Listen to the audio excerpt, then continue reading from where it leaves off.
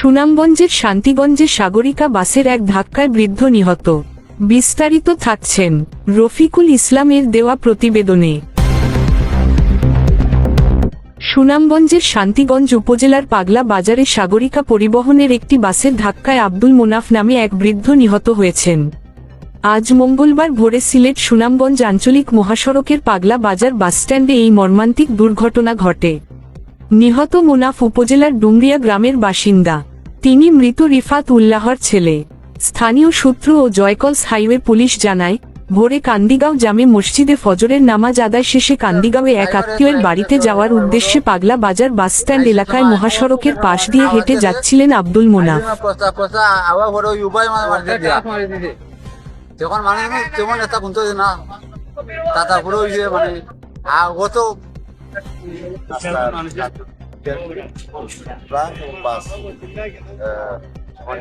রেখে থানায় কার্যক্রম চালক দুজনেই এই সাইডে আসি গাড়িটা খারাপ আসি গাড়িটা বুঝছো, আর এই গাড়িটা আইছে সোলো আইছে বুঝছো, আর ড্রাইভার বেড়া গেছে খাবার খারাপ কোনটা ট্রাক না বাস? ট্রাক ট্রাক মেইন রোড খারাপ পার্কিং আছে। আর কাকা কোথায় মারছে? ট্রাকে মারছে না ওই বাসে বাসে মারছে? মানে পার্কিং রত অবস্থা ট্রাক। হ্যাঁ কোন কত হইছে নি? মানুষ মারা গেছে নি? ও সামান্য টুটা ওটা হই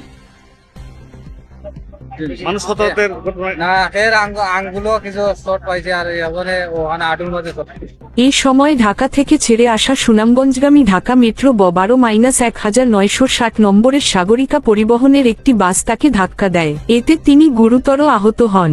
দুর্ঘটনার পর স্থানীয় লোকজন তাকে উদ্ধার করে শান্তিগঞ্জ উপজেলার স্বাস্থ্য কমপ্লেক্সে নিয়ে গেলে কর্তব্যরত চিকিৎসক তাকে মৃত ঘোষণা করেন। দুর্ঘটনার পর বাসটি ঘটনাস্থল থেকে দ্রুত চলে যায়। পরে উপজেলার সদরপুর সেতুর সামনে বাসটি রেখে চালক পালিয়ে যান। খবর পেয়ে জয়কলস হাইওয়ে পুলিশ সেখানে গিয়ে বাসটি জব্দ করে, তবে চালককে আটক করা সম্ভব হয়নি। এ ব্যাপারে জয়কলস হাইওয়ে থানার ভারপ্রাপ্ত কর্মকর্তা ওসি আব্দুল মোতালেব বলেন, দুর্ঘটনায় জড়িত বাসটি পুলিশ হেফাজতে রয়েছে। নিহতের মরদেহ ময়নাতদন্তের জন্য সুনামগঞ্জ সদর হাসপাতালের মর্গে পাঠানো হয়েছে। এ ঘটনায় আইনগত ব্যবস্থা প্রক্রিয়াধীন রয়েছে।